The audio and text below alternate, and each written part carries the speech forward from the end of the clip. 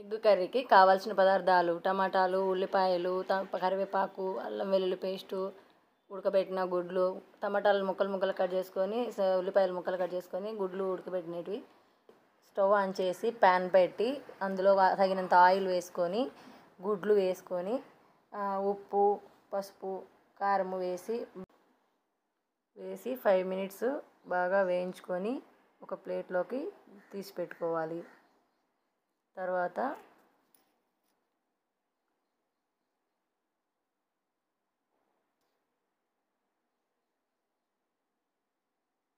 బాగా ఫ్రై చేయండి. 5 మినిట్స్ వరకు ఫ్రై చేస్తే బాగా ఫ్రై అవుతాయి.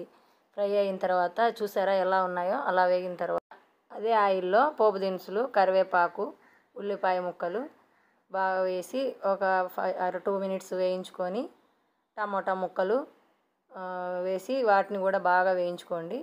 ఒక రవ్వ మగ్గిన తర్వాత ఉప్పు, పసుపు, కారము వేసుకొని మళ్ళీ వేయించండి. అందులోనే కొద్దిగా కొబ్బరి, అల్లం వెల్లుల్లి పేస్ట్ వేసి వేయించండి.